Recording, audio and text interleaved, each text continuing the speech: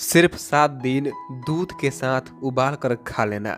कभी नहीं होगा हड्डियों व जोड़ों में दर्द, खून की कमी, साथ साथ कमजोरी सदा के लिए दूर।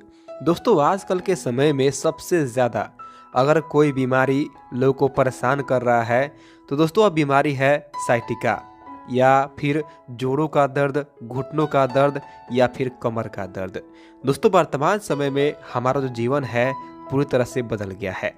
हम लोग कहीं जाना होता है तो साइकिल से नहीं जाते हैं, पैदल नहीं जाते हैं, गाड़ी का प्रयोग सबसे ज़्यादा करते हैं, जिससे हमारा फिजिकल एक्टिविटी उतना ज़्यादा हो नहीं पाता है, जिसके चलते आजकल के समय में लोगों को बहुत ही छोटी उम्र में तरह तरह की बीमारियां हो जाती है। उसी में से एक है दोस्तों खून की कमी होना, जोड़ों का दर्द होना, घुटनों का दर्द होना, या फिर कमर में कई बार दर्द इसलिए हो जाता है क्योंकि सही तरह से लोग बैठते नहीं हैं, इसलिए कमर में दर्द हो जाता है।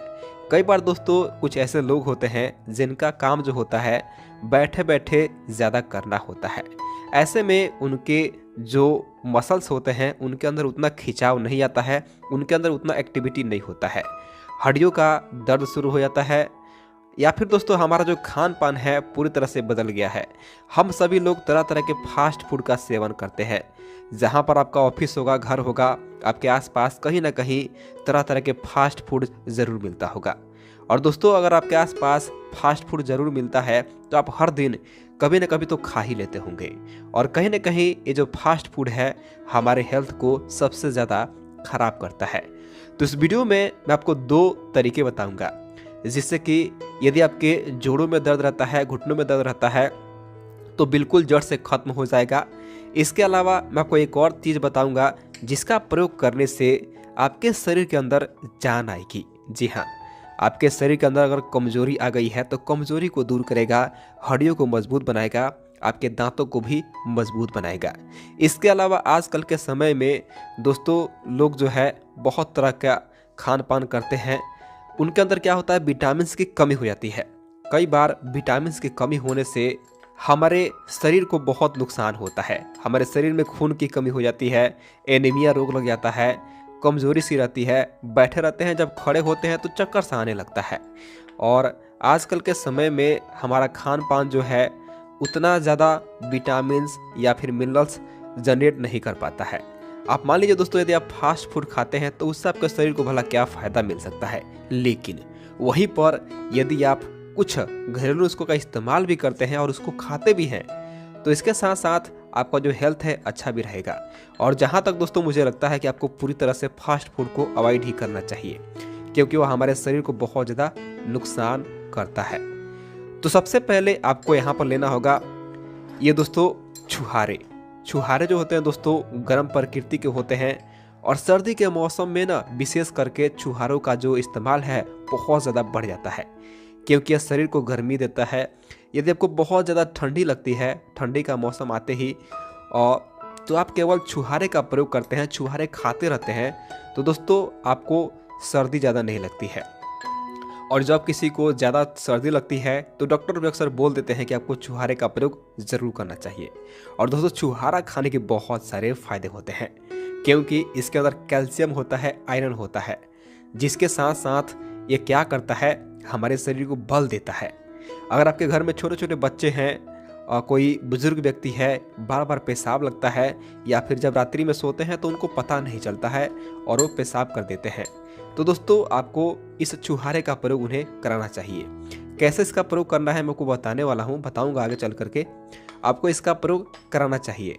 इसके साथ साथ इसका जब आप प्रयोग कराएंगे तो देखेंगे 2 से 4 दिन के अंदर ही बिस्तर पर पेशाब करना उनका बंद हो जाएगा। इसके अलावा कई सारे ऐसे लोग होते हैं जिनको कब्ज की शिकायत रहती है। तो दोस्तों यदि आपको कब्ज की शिकायत रहती है, आपके पेट में बार बार गैस बनता है, कब्ज की समस्या रहती है, तो आपके लिए भी छुहारा बहुत ही फायदा करता है।